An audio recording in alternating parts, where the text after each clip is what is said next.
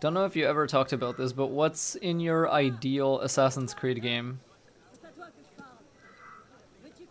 My ideal Assassin's Creed game is one that involves like all the aesthetics and symbolism and visual iconography of playing as a Brotherhood assassin, which means I want my fucking hood, I want my fucking hidden blade, I want my fucking cloak. But that's baseline. That's like step 0.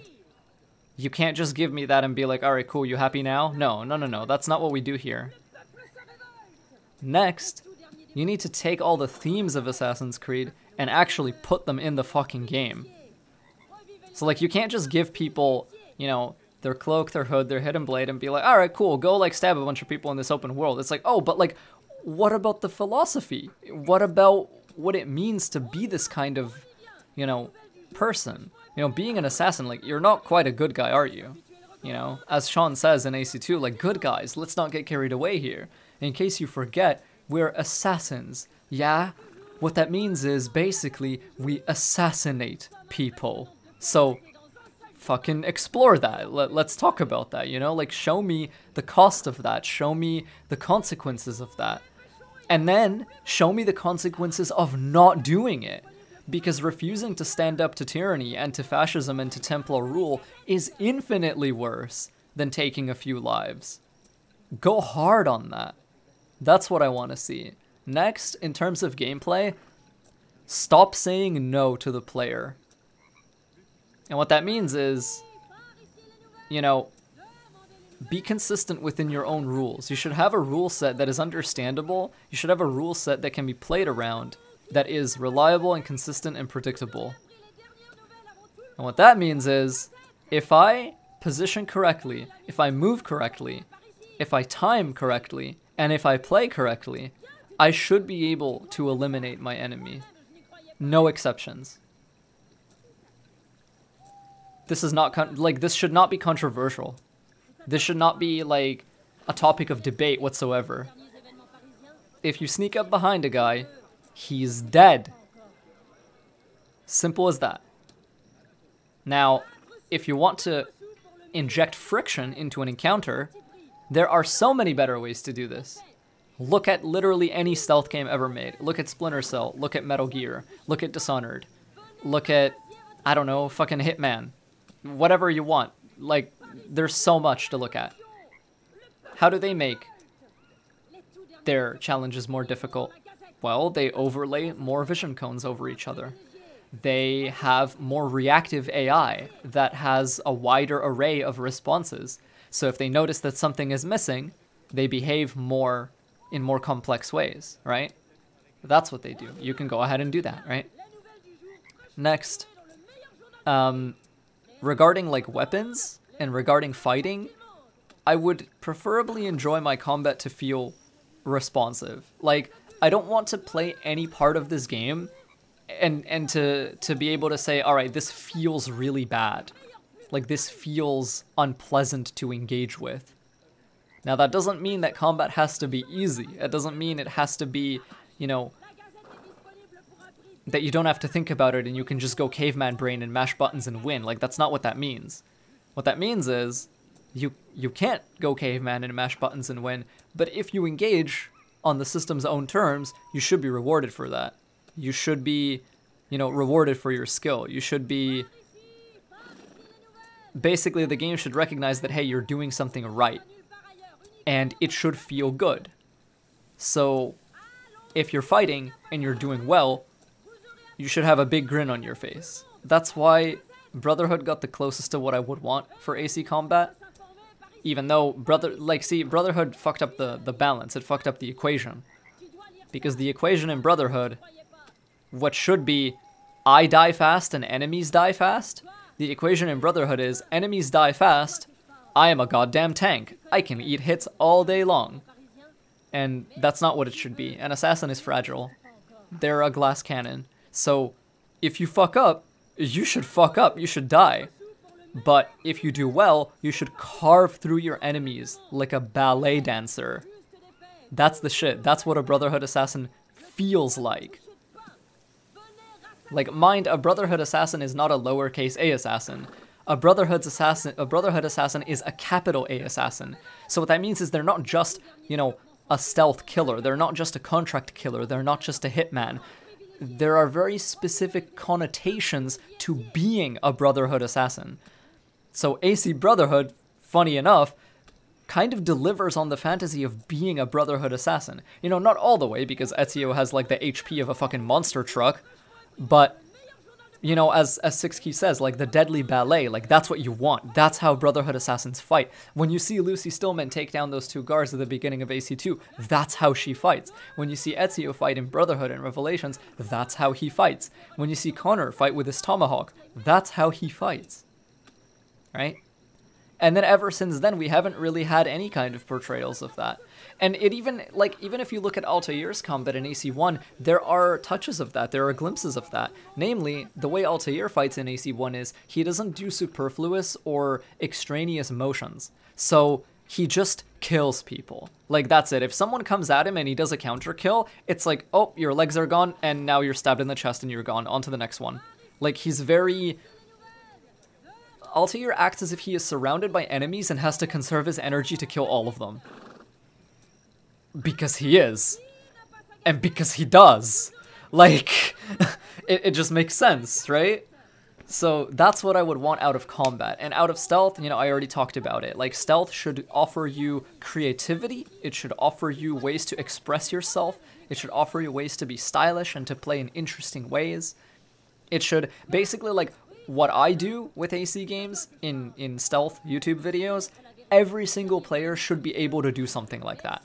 Maybe not to the level that I can, but they should be able to do it. They should, when they load into the game, they should feel like, if I want to, I can do what Leo K does.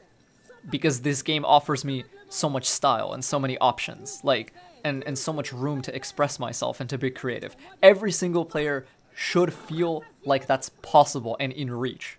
You know, it doesn't have to be easy, but it has to feel possible. So that's basically the idea for how stealth should feel, right? And then also, if you want to kill everybody, by all means do so. You know, AC has always been elimination stealth based, but also please support ghosting a little bit more. Please, please, please. Like, ghosting is a very special player fantasy that, you know, every serious stealth game supports, and Assassin's Creed kind of sleeps on that, and it shouldn't, because, you know, it fits with the modus operandi of an assassin, right? Of a Brotherhood assassin, you know. Many assassins would prefer to just kill their target and leave. Please allow us to do so, right? Like, Unity kind of tries, Syndicate as well. All the other games, not so much. Yeah, like, stay your blade from the flesh of an innocent, and then you can kind of define in your head, like, are these guys corrupt, and they're not really innocent, all cops are bastards, right?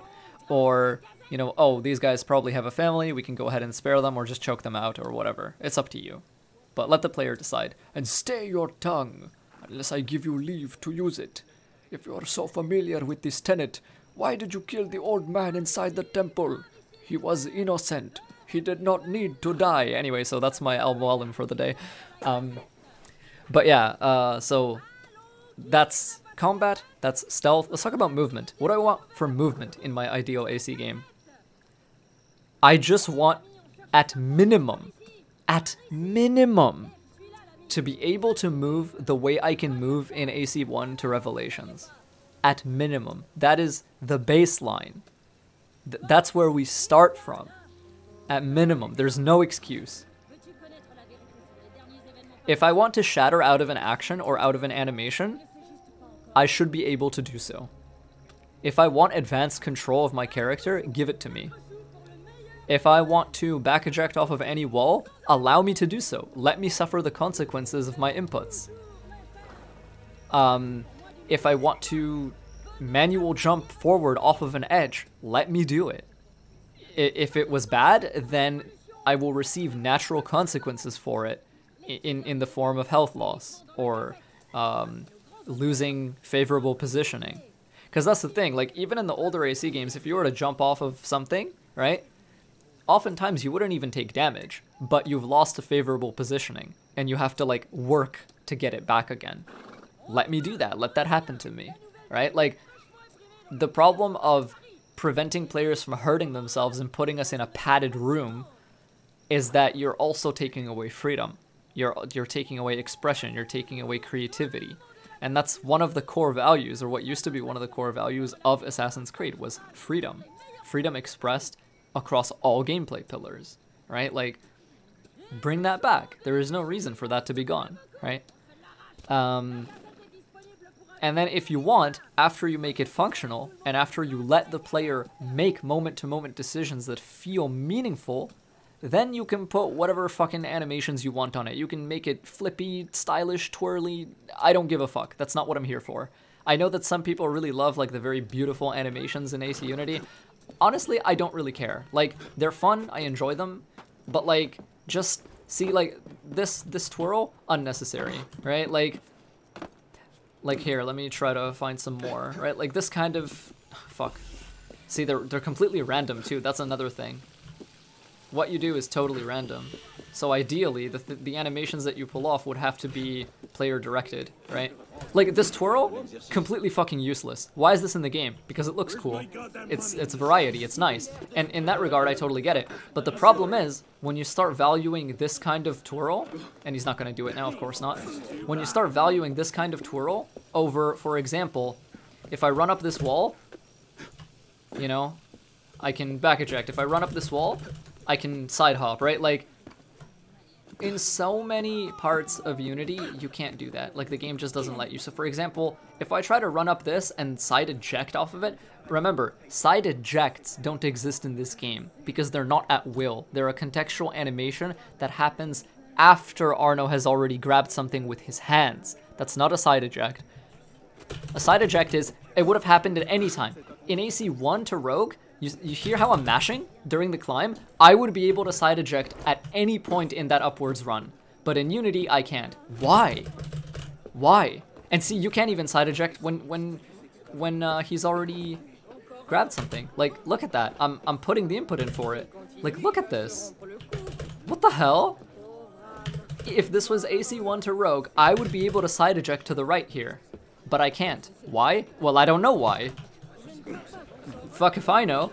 So that's one thing that they need to do to movement. Stop making everything contextual, make things more free. Allow a player to put in actions, and then like let the actions play out. Now, this can be a problem because if you give too much freedom, then the system becomes a little bit difficult to control, and I understand that. I'm not gonna be like an elitist who's like, oh, casuals are garbage, they should just fucking learn how to play the game. No, that's not who I am. What I will say is, Assassin's Creed Odyssey introduces, well, Origins introduced difficulty, but we're gonna talk about Odyssey. Odyssey introduces like difficulty setting at the beginning of the game. You can choose easy, normal, hard, or nightmare. So this allows you to define your experience. But that's not the only thing. The next thing that allows you to define your experience is how your map works and how your quest log works. You can choose between guided mode or exploration mode. Do something like this for movement. So for example, you get to choose how much the Animus handles your movement for you at the beginning of a save file, just like, you know, right after you select your difficulty and right after you select your quest mode, you select your movement mode. And you can change this anytime you want from the options menu. So if you start out as a casual, as a novice player who doesn't understand movement and just kind of wants to enjoy the game, that's valid, that's fine. You should be able to play like that. You should be able to let the Animus handle your movement and not be frustrated. Because moving efficiently and, you know, flinging yourself off of buildings by accident, it's a thing. A lot of Assassin's Creed players accidentally do that, and I understand that and I recognize that. So this is one thing we can do to make it more accessible, and that's good. Accessibility is really, really good. It's not something to, like, you know, shy away from. It is good to be accessible. You know what's not good, though? It's not good to be limiting. And that's why you have the option. You have the setting. Players who want to be free can just go full manual, like just manual movement, right? Like, all your parkour is completely handled by you. Like, you have all your buttons, you have your entire move list from the beginning of the game. Like, you go into your moves list, you go into your database, and it shows you all your button combos for every move, for your backflip, for your side eject, for your back eject, for your vault, for your fucking anything you want to do, any movement. Like, even more advanced stuff that we've never seen before in any Assassin's Creed game. because they can do that now. If they make a guided mode, or like automatic movement mode, and then a manual movement mode, well, since they know that anyone can just switch to automatic anytime they want if they're having trouble, or if like a particular chase is too difficult, or if the architecture is too challenging to traverse, they can switch to that, and then they can just be like, all right, if you don't want to deal with it, you use automated mode. But if you do want to like explore and express yourself, then you play with the full extent of your movement options. That's what I want. That's what I want from Assassin's Creed, because legit it would please everybody. I can't think of a single reason not to do this, other than it might be a little bit difficult to implement, but since accessibility is so important, and since they do still want good gameplay, I think this is a good option. Guided mode in Odyssey is barely any different from non-guided anyway. Yeah, that's true, so they can kind of work on that as well, but like, that's the point of what I'm saying. The point of what I'm saying is the options already exist, which means there is precedent to do this for movement. So, you know, if you're playing with auto movement, it would be like playing with auto combo in a Devil May Cry game, or it would be like, you know, playing with auto combo in a fighting game, or like Six Keys said, kind of like aim assist for parkour, where you just hold the input and then the system takes care of everything. And it's very smooth, you don't have to worry about any advanced buttons or anything. And, you know, it's all nice, and maybe some of the more complex actions get locked away because they can cause too much inconsistency in an automated system, right? Which they already do. A lot of the more advanced actions in AC1 to Unity, they do cause inconsistency in the system. And that's what makes people throw themselves off of buildings and be like, wow, this is BS. And it's like, well, no, it's not. You just didn't compensate for the system. But again, this is only a problem because it's automated, right? So what you can do with like manual mode then is all of those things become available, and since you decide when to do every individual thing, the automation that would sometimes fuck you over is not there anymore. And, you know, there's pros and cons to both, but the point is they're accessible. It might even be fair to say that they're actually both accessible in different ways, right? So like the auto move is accessible for newcomers, whereas the manual move is accessible for veterans, because now we don't fuck ourselves over. Because like, if you've been playing these games for a long time and you use a lot of advanced movement techniques, when you play a game like Unity or Syndicate, or God forbid Origins and Odyssey, your brain instinctively tries to do certain things as you're playing, and then they don't happen. And then you feel weird because you're like, no, like, that's wrong. If this was AC2, I could have side ejected here. If this was, you know, Brotherhood, I could have back ejected here. I could have catched ledge, right? Like, I could have done so much, right? And you try to do these things in these new games, and it's not that they don't happen properly, it's that they don't happen at all. And you know why they don't happen at all? Because they've been removed. But why they've been removed is not like, it doesn't come from a bad place. It doesn't come from like a place of bad faith. Ubisoft are just trying to make the games more playable and more fun for everybody. The only reason it's not working is because what's fun for some people is very restrictive and very limiting for others. And that's a problem. And that's not something to look away from. That's not something to sweep under the rug. That's something to address. I think that if we were to look at it, you know, very logically, making Origins and Odyssey very accessible for newcomers, while completely ignoring the needs of the existing player base, more advanced players who want to move fluidly and smoothly and in interesting ways, I think that's not fair. I think that's actually unfair. Like, that's not a fair thing to do to your players. Because you're basically damaging the experience of people who have been loyal to you and who've stuck with you. And people who tell others, hey, these games are really cool. Play them. You know what the best marketing is? And this will never change. Society could fucking die. Like, humanity could straight up be almost eradicated. We could lose all our technology, and the best marketing, the best advertising would still be word of mouth. Because you trust people that you know. Thank you for following, Fettuccini. You trust people that you know. You trust other players that you enjoy talking to. Because they know you and you know them. You know each other's tastes. So when an Assassin's Creed fan recommends a game, you know, like, oh my god, like, you know, this is cool. I'm gonna play these games. And then they play it and they realize, wow, Assassin's Creed is fucking awesome. I'm gonna tell my friends about that. Word of mouth is very powerful. It's very, very powerful. And I think that if you were to be a bit more fair and a bit more charitable to your existing player base, then I think that you would gain back a lot of that marketing power that, you know, you lose as a result of people fucking hating your game. Like, no, you don't lose a lot, but you do lose some. It's not debatable that you do lose some marketing strength because people fucking hate your game. Like, if you were to ask me, or Treviso, or Assassinus, or Shadow Marcus, or probably Six Keys, I don't want to speak for all these people, but I think it's fair to say that I could speak for a large number of them. If someone were to be like, hey, do you recommend I play AC Odyssey? 80% their answer is gonna be no. Skip that game.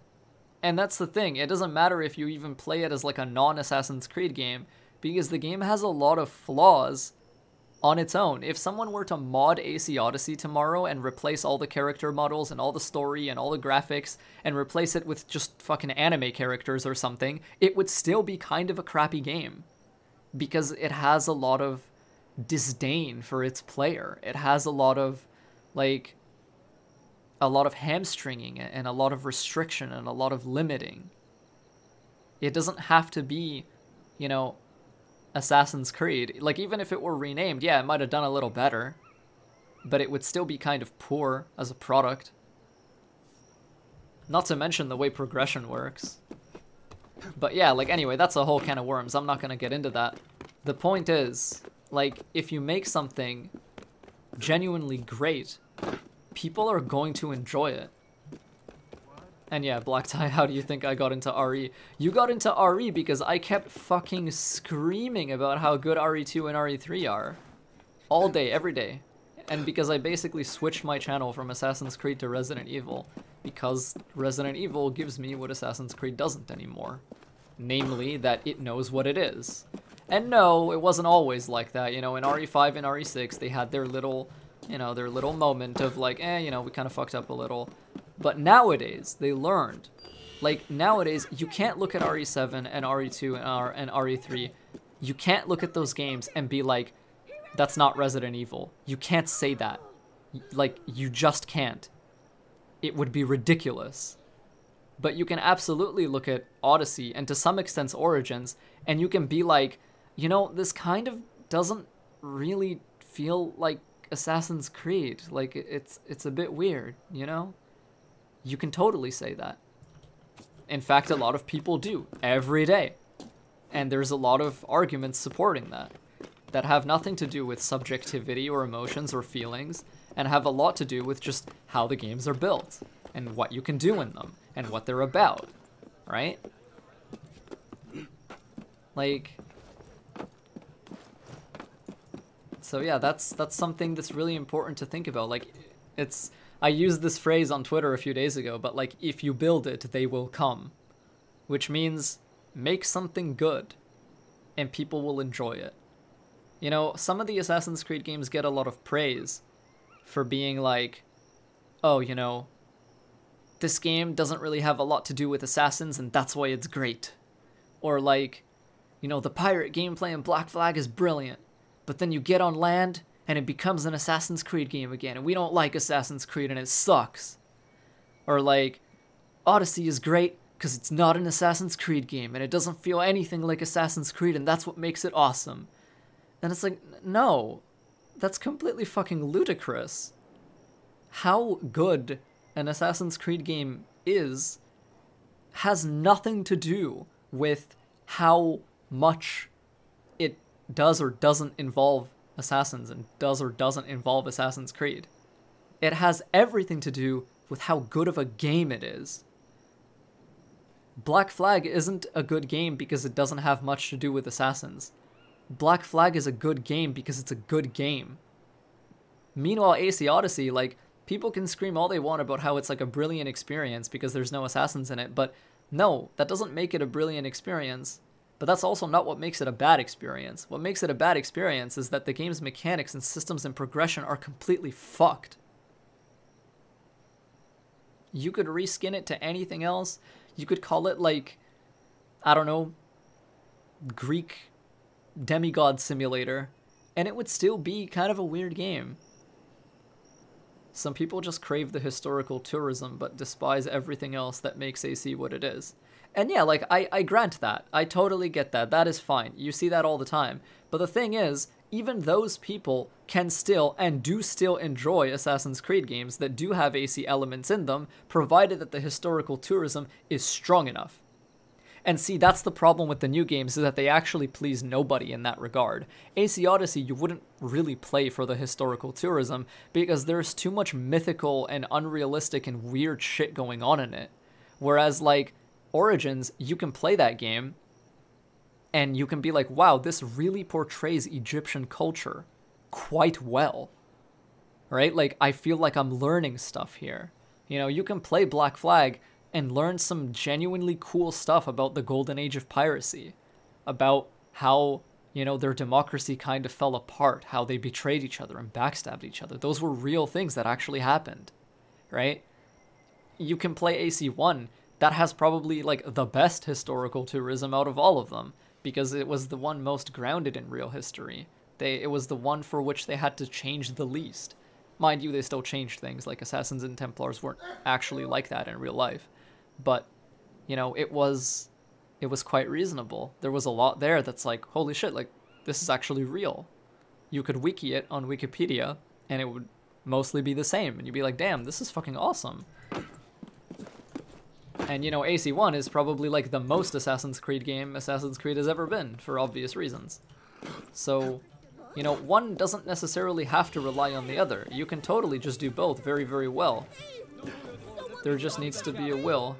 Leo, are you insinuating Testiclos the Nut was not a real historical person? Listen, I'm not saying he's not, but I'm not saying he is either.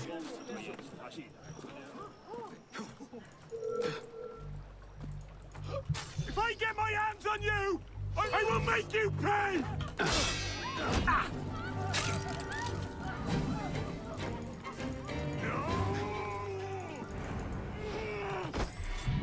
Swag. Alright, I am gonna play, or actually, if you guys want to keep talking about Assassin's Creed, I'm just gonna keep talking about Assassin's Creed. I'm vibing, I'm enjoying this. Someone asked me, I think it was Thanos, like, which setting do you want Assassin's Creed to be in? I don't really have too many, like, desired settings. I would like to see Russia somehow, some way. And I would like to see China or Japan somehow, some way. That's about it. Everywhere else, setting, just make it a good game. And any setting can be good. Teach me something about the culture, teach me something about the history. Weave in cool Isu and Assassin and Templar stuff. And I'm happy. It doesn't take much to make me happy. I've never been one of those guys who's like, oh, like, I want to see this setting and that setting, you know, and just like doing all this research and putting big posts on forums where it's like, oh, this is what they could do with this and that. And then it's like, oh, it has to be this setting. No, like, that's not who I am. I just want to play a good Assassin's Creed game. That's it. You can make the setting whatever you want as long as you make it work.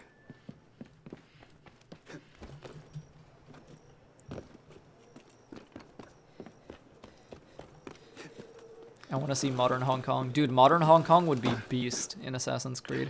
Any location that has like a very populated, like, crowd life is amazing for bringing back blending and social stealth.